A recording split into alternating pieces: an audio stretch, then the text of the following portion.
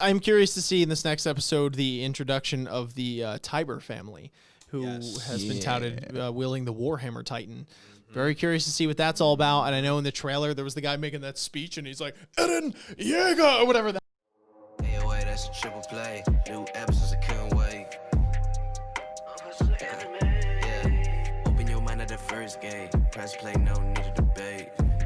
AoA, check me out. Look, plugged in, you can catch the hype. Golden Dawn, how we follow the light. Anime like life, married to it, my wife. What is going on, ladies and gentlemen, boys and girls, people of all ages? Welcome back to the AoA show.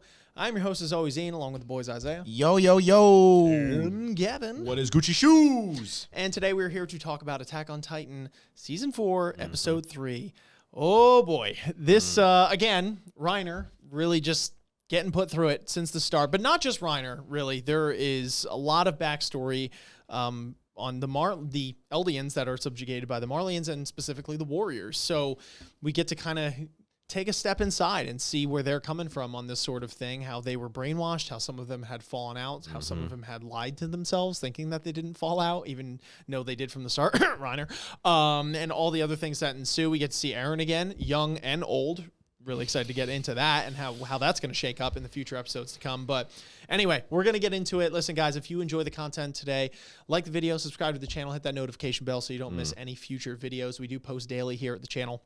Share with your friends, more the merrier, and comment your thoughts down below. What did you think of our discussion? What did you think of this episode in particular?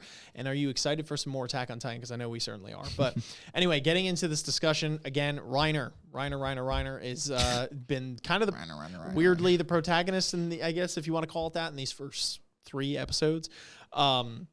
And we're going to see where that goes now because a couple more characters, oldies, Eren, have been introduced. But in this one, we get the backstory of Reiner and his warrior crew. So it's really sad in the beginning how we see that his mother and, you know, like I'm assuming so many other mothers and fathers have just been instilling this inbred hatred for themselves, right? This guilt for being born, for existing, you know, staking all claim on that we were just unluckily born as the wrong sort of people. And not only that, but our plight and misery is because of the other Eldians that just hightailed and ran. And obviously with knowing everything that has happened, the fact that they get their memories wiped, all that kind of stuff, it's like there's just such obviously a failure of communication.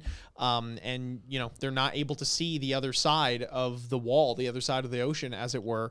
So everyone's just out of the loop, man, and nobody knows, you know, what to do about it. They just cope with it in their own ways. So it's really sad to see her kind of comfort Reiner, quote unquote, which he does a terrible job at doing. But, you know, through his, you know, young life, it was really messed up to see. And you know, and Reiner's perspective on things. I found one thing really interesting, how Reiner was way more, I don't know if sensitive is the right word, but definitely not talented as compared to his other classmates or people that were going to become warriors. Gifted. Yeah, as them. And how that translates to Eren later on and kind of, you know, molds their friendship, at least in the beginning.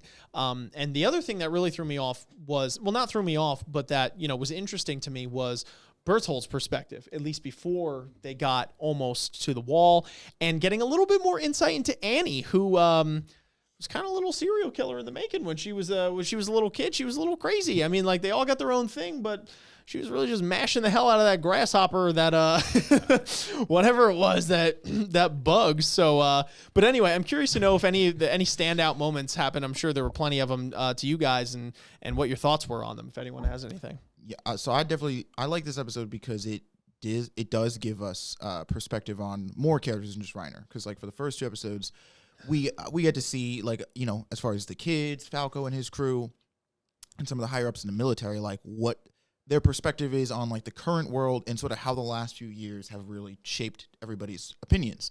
But this gave us insight on exactly what it was like for Reiner, Bertholdt, and Annie, and really that whole group, like, of the original Titans. But like those 3 specifically, because they're the ones we know from, you know, from over Paradise Island, like their perspective going into this stuff, right? Where it's like, we know that Reiner was like a die-hard, like, committed soldier at the beginning, and that his time on Paradise Island, you know, slowly but surely is like chipped away at this facade and like really forced him to like look at things from a different perspective.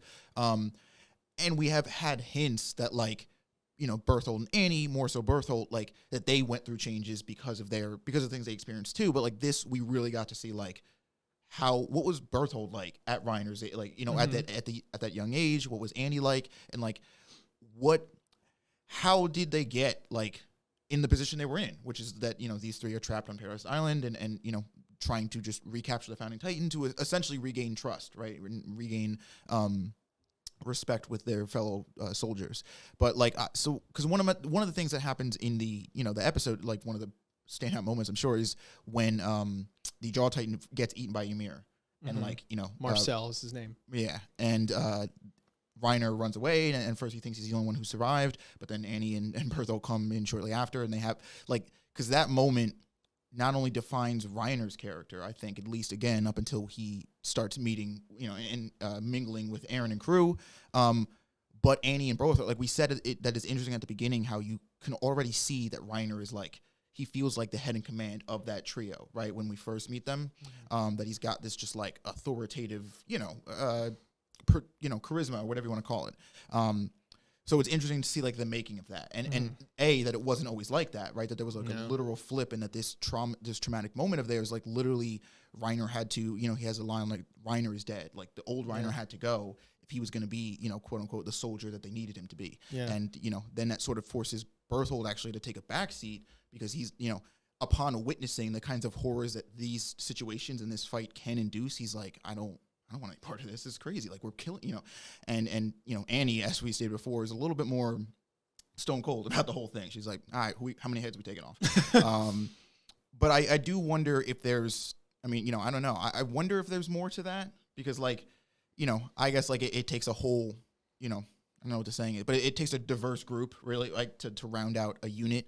So maybe they just need somebody who's like a little bit more like blunt and to the point, and you know, like, you know, doesn't think too emotionally about things. Well, that was the thing that, you know, was interesting is that Reiner is taking, you know, on the persona of Marcel, right? Yeah. When he goes into the, like, I'm the leader mode. And that was the kind of round out, at least I would assume, to the group to be like, okay, this is how Annie acts, this is how Berthold is, this is how Reiner is. How are we going to utilize this and navigate it to, you know, make this mission go smoothly and efficiently?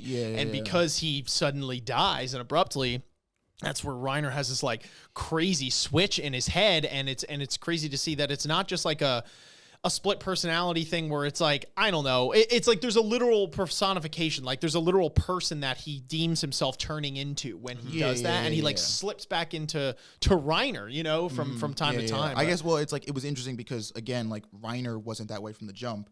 And we see Berthold even at that moment go through a change. But like, again, Annie definitely is phased by her time on Paradise Island from meeting Armin in the group. But in that moment, like, Annie doesn't seem as phased, right? She seems very like to confront the situation with like, well, this is what it is. This is the way like it has been and the way it's got to be. There really is no like, at least again in that moment where the two of them seem to like have some sort of like coming around to the situation. She's like, oh, what do we, you know? She's like, yeah. Do you mean when they're having by the fire, like when Marcel gets eaten and then they go there, like in that moment after Marcel gets eaten? Oh, okay. By that tree and like, you know. Yeah, they were gonna go back. Yeah, and then the whole thing. Yeah. Anyway, Gavin, what are your thoughts? Yeah, no, it's interesting. I want to know more about Annie's backstory, which they're probably not really gonna go in on. Like, I mean, yeah, I kind of feel like it's gonna get, you know, it's gonna get second, you know, handed. It's gonna get taught. Yeah, like, I think at this point it's like.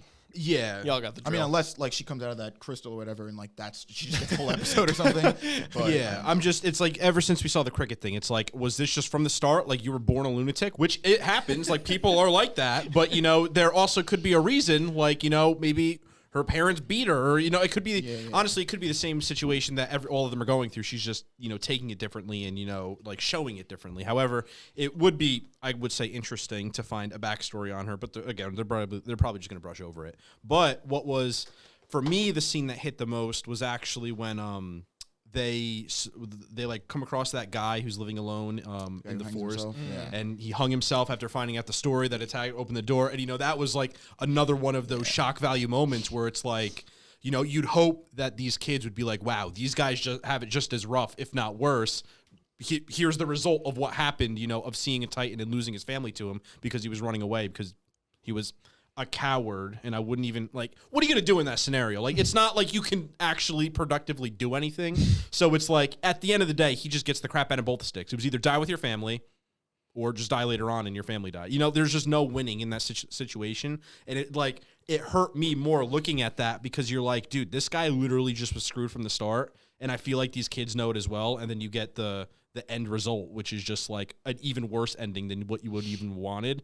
So it just like threw everything under the bus for me, and honestly, this episode is way too depressing. I don't even. Want to It's so depressing. I feel like the theme here was that there's a constant wearing on their psyches, their ego, their minds as we go throughout the timeline of these kids, and it's like some of them they deal with it, like you said, in different ways. You know. I don't know if like Annie's like a stone cold psychopath. I don't think she is. But just in general, like her way of dealing with it definitely makes her seem like a little crazy. And then like Reiner's way, Berthold's way, and it's like, but like regardless, sooner or later, at least for these characters, it has worn on them to the point where they are second guessing, what it is that they do. And it just happens sooner than later on other characters. And it just, again, scenes like that, like you had just mentioned, just completely reinforce that fact that it's like, what are we doing here? Where again, that's why Reiner is trying to fill the shoes of like the leader. But the irony in it is that Marcel, I would argue, would be one of the first people who really understood that, you know what I mean? Like the ramifications of this mission, and not maybe understood it. I think they all did, but like second guessed the reason for doing it. Yeah, right? potentially. Yeah, I don't know. Maybe I'm not wording it right, but like he was very cognizant of that. He was very smart. There's a reason, obviously, that they looked at him as the leader of the group, and right from the rip, he's like, no, I got you, Reiner, into this position because I kind of smack talked my brother out of it. Because this position sucks. So actually I didn't do you a favor. Like, that's why Reiner's like, why are you apologizing? So, it sucks when we get later, when we again get scenes like that, and when these people die, and you see these moments, like when Berthold looks back after he had just crushed the wall in with the Colossal Titan, he sees ironically, the one Titan that eats Aaron's mother go through, and it's like, for him, that was a moment, and it's like all these things pile up to now the culmination of what we saw in the prior seasons, and it just gives a whole new perspective. This is a show that once you know what you know, you go back and watch it again, the whole show is flipped on its head. It's like totally different. Yeah. So now when we see, Berthold, how he is in the end before he gets eaten, and he steals his resolve in that moment, and he forces it down, like that, that compassion and all that kind of thing along with it. But it's just really messed up what these people have to go through in those moments. But it was crazy to see like their infiltration missions, and how Annie tries to get a hold of Ackerman. Which Ackerman was it? Kenny Ackerman fails miserably because that guy's he's an Ackerman. You're not going to do it. And then for me, one of the scenes that really hit was when Eren, when they're older, and Reiner, who was the worst out of the group, has now in this new group become one of the best soldiers next to Mikasa. And Eren is kind of like what Reiner used to be in that sense, where it's like he is so focused on one goal, which Reiner was, but both of their goals again were the wrong goals. They just didn't even realize it, right? Like Eren's was, I need to destroy every Titan, not understanding the full picture, not elevating his perspective, and you can't blame him. And then Reiner, it's like, if I just destroy these devils, like I'm a hero, I get to go live with my parents happily ever after. Everyone's gonna love me, and it's like, and they're so driven, but they're not incredibly talented people. But that, you know what I mean? But those are the people that are gonna make waves. It was just crazy when Eren cries and he's like, how do you do it? And he's like, he sees himself in him in that moment. He's like, you just got to keep plugging forward. That scene cut together with Reiner literally loading a gun about to kill himself. Yes. Is like, that was, I had two favorite scenes in this episode, and that was one. Yeah. When he's like, you just got to push through. And he's like literally cocking a gun in his mouth. Ooh. Like, yeah, that was bad, dude. Holy yeah, and it was only the his companions and the people around, like the children and stuff like that, that made him be like, hey, I'm gonna, all right, like, I've what still am I got doing? stake in this. Well, it's crazy because it's like, again, like you were saying, it's interesting to see when a lot of these characters had like their, their moments of doubt or fault, right? And like Marcel, we see, I would argue, in a different way, but like even has a moment, very early on in that conversation that they have at the campfire, when he's like, Reiner, I didn't, like, you got this position because I lied, but like, I did this to keep my brother safe. Like, this isn't a position of glory. And it's like, even in that speech, right? Marcel maybe doesn't even fully understand why, but understands that like this position isn't good, and if he's going to keep his brother, like, because most people, you would then argue, at least from his perspective, would be like, well, what do you mean? It's an honor to be in this position. Sure. And like, why wouldn't you be willing to die? And it's like, even if Marcel feels that way, we know there's doubt in him because he's not willing to put his brother through that. So regardless of how loyal he is, regardless of how steeled he has steeled himself, like, him understanding that his brother shouldn't go through this is doubt in itself, right? It's like, well, I don't know. I don't know if this is the right way, because I know this position is going to hurt whoever's in it, and I don't want to, like, so it was interesting, again, not in the most constructive way, because it's like, all right, I'll just put everybody else that's not my brother in those crosshairs to mitigate the damage. And we know that's just sort of feeding into the cycle, albeit by your own cards, but like, it's not doing anything to change the cycle or elevate progress. But it's interesting seeing how some of the characters grapple with that doubt and this idea of like, what are we actually doing here? Or like, is this actually okay to do? Or, and then obviously, cut to, what is it? How long they're on Paradise Island, Reiner and company? They're on the island for 5-ish years, 5-ish years. Yeah. So cut after those 5 years, and like, we really see Reiner, Berthold, and Annie.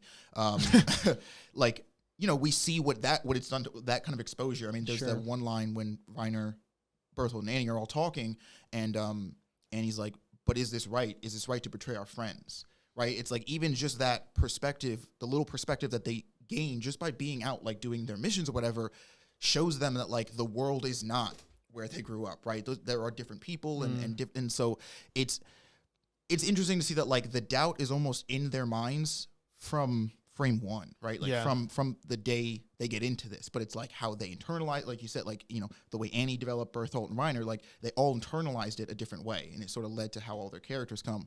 And it's not until the conversation at the end of the episode with Aaron, spoiler,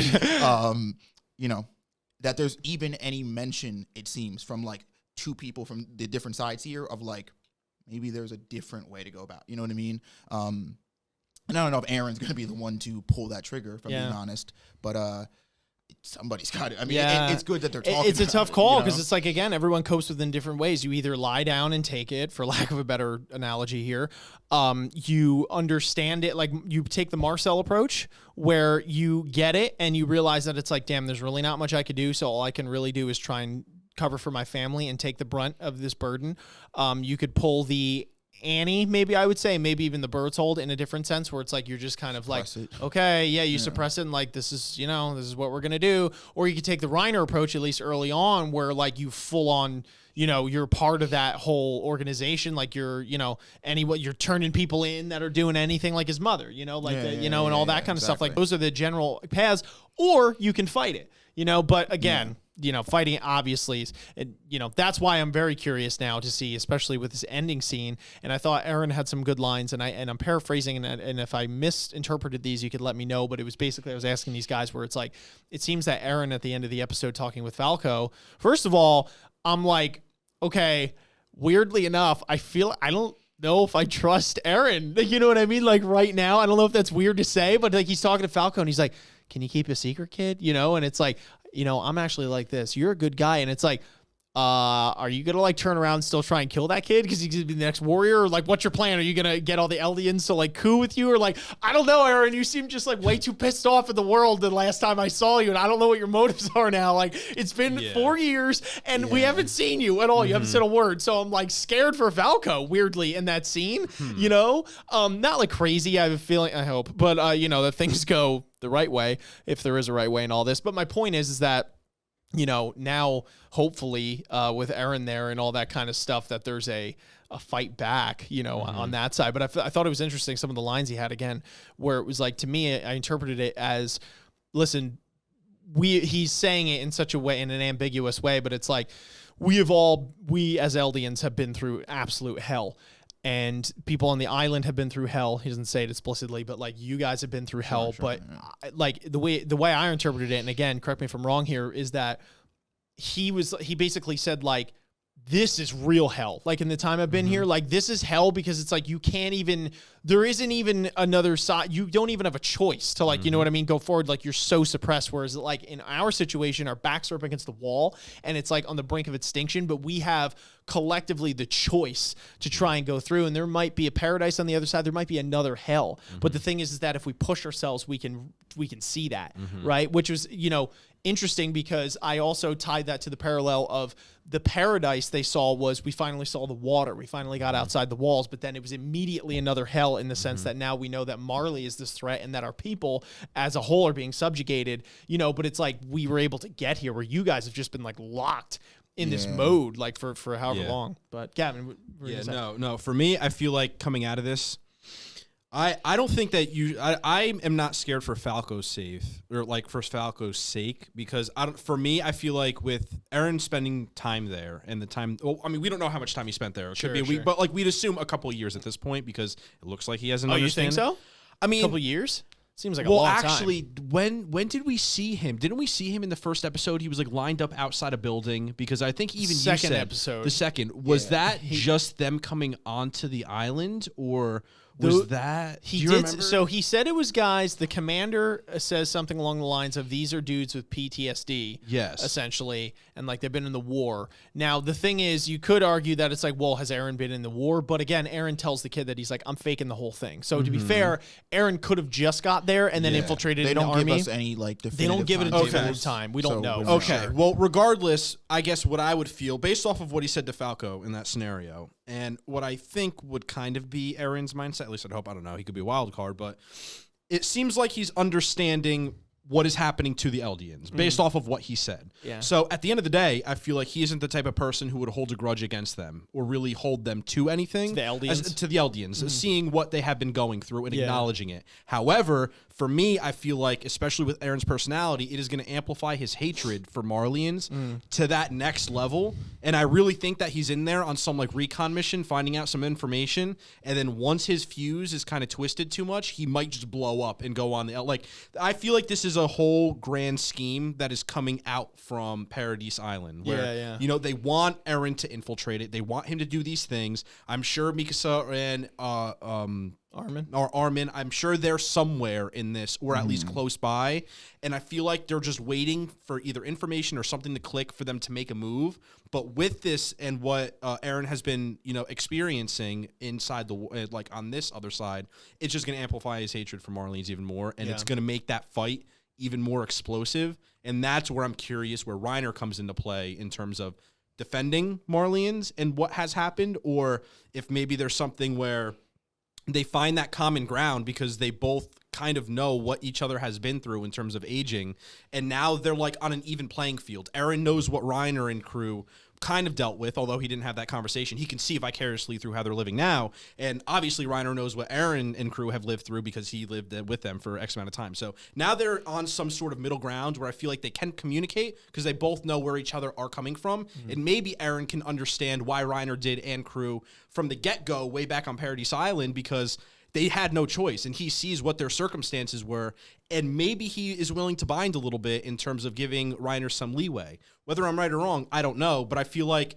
hopefully Aaron understands a little bit of what has happened and what does happen, but we honestly haven't seen his personality since just this talk with Falco, and that could be a farce. He could literally just be holding up a front and just doesn't care about anything, and is like, the whole world is irrelevant, screw it, I'm ending it. Like, and that's the thing, like, Aaron, you just don't know. Like, he's such a wild card that, like, you hope for a little bit of understanding and compassion, but at the end of the day, Aaron could quite literally just be like, F this, like, Yusuka, and just, like, I'm afraid that even if he shows compassion to the Eldians, that in absolute hatred for the Marlians, that the collateral damage that is done to potentially the Eldians that are caught in the crossfire is the main point of contention. I think that's a fearful thing. No, go ahead. Yeah. So I want to give Aaron the benefit of the doubt, I guess, if anything. And I do agree with the sentiment that his hatred is a little bit more refined now, and he's not just like everybody over here is an enemy, because like the episode states, he's had enough, you know, whether it's a year, whatever,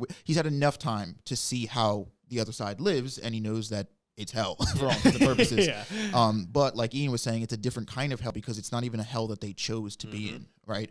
And you know, like the people on Paradise Island didn't all choose to be in their circumstance, but their lives have more choice in them than the Eldians do.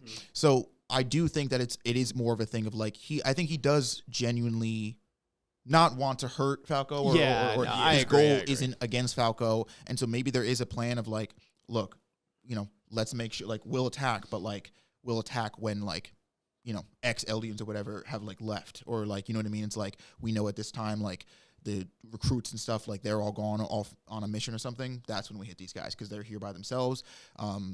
Or whatever. Now, that's not to say that collateral damage couldn't end up killing either one of the people we know or just some random Eldians.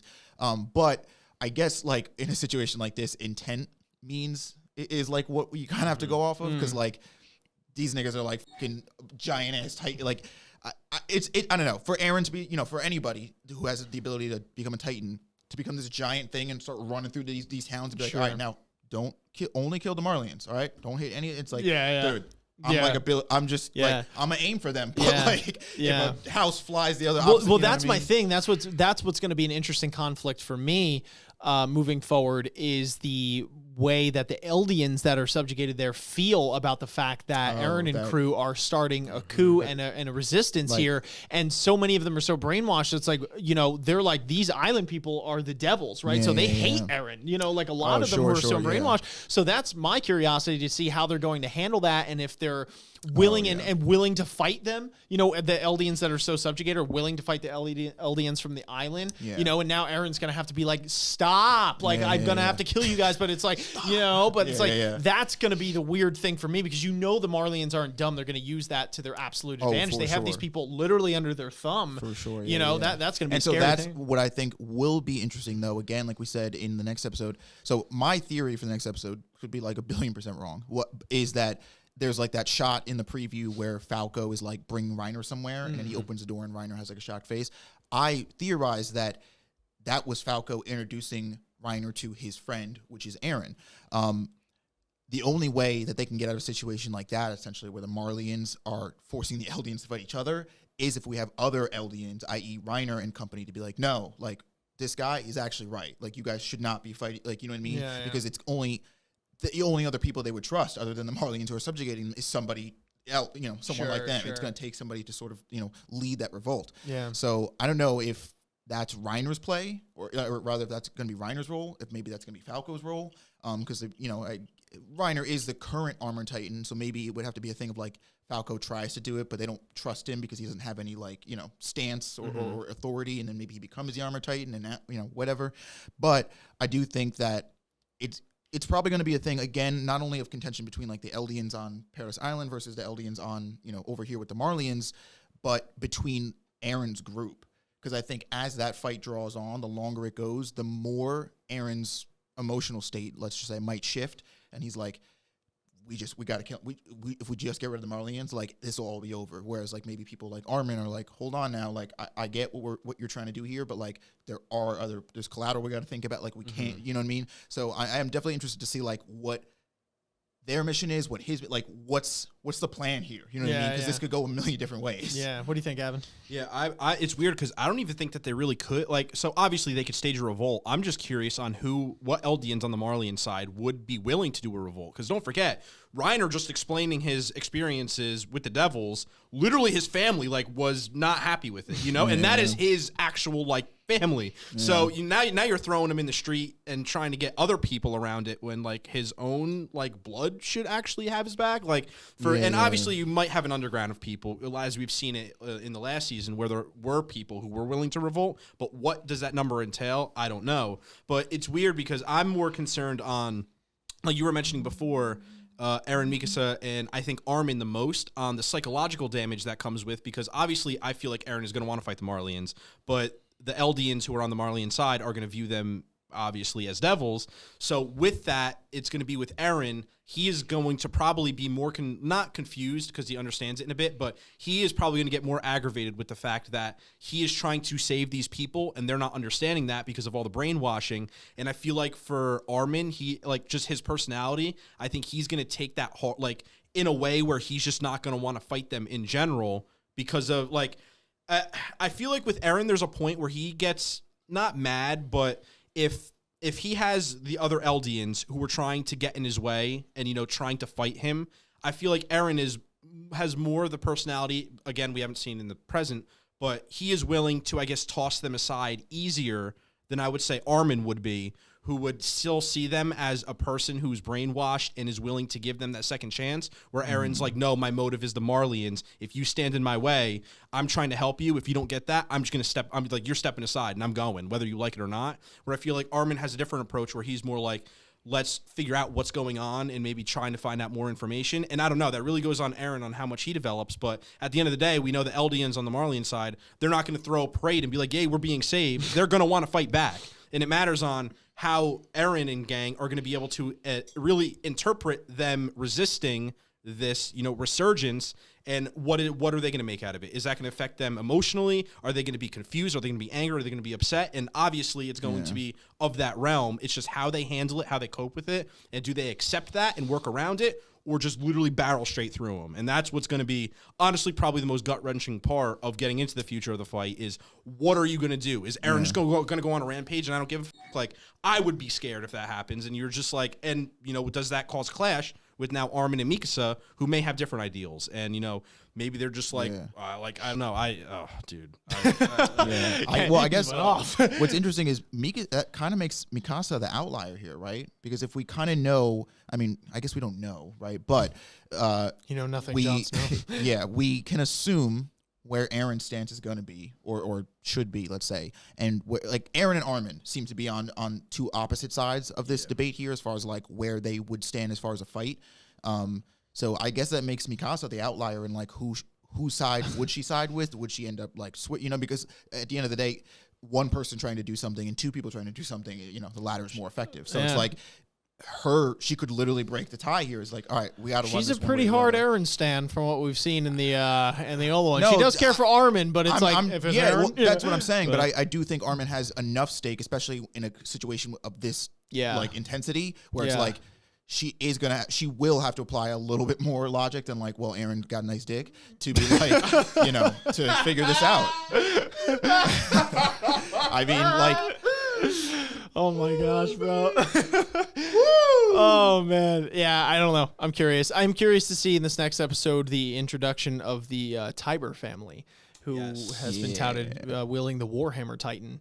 Very curious to see what that's all about. And I know in the trailer there was the guy making that speech and he's like, Eren Yeager, or whatever, that guy. Like there was a dude with really long blonde hair getting all the pictures taken of him and stuff, and that looked like the guy in the preview for the next episode, the Tiber from Tiber family. Yeah. So that guy might get the hype train started. I don't know what's going to happen there, but I don't know if it's going to be next episode or the episode after where like sparks start flying.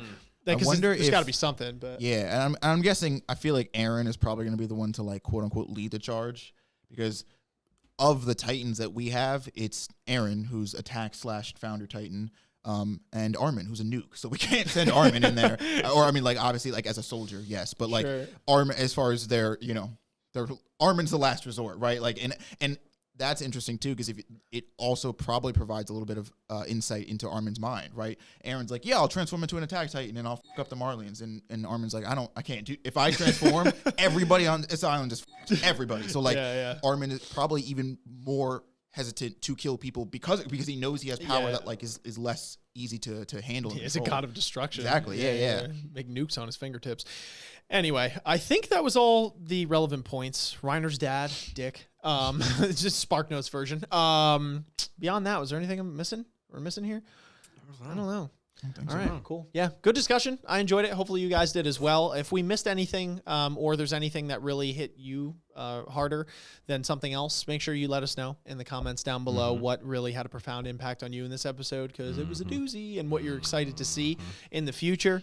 But yeah, we can't wait until next week, man. It's these weeks. I haven't felt this way for an anime in quite a while, where it's like I cannot wait for the next Sunday to come, because I'm just like, dude, I gotta see what's gonna go down with this. But anyway, super excited. Hopefully you guys stick along for the journey with us.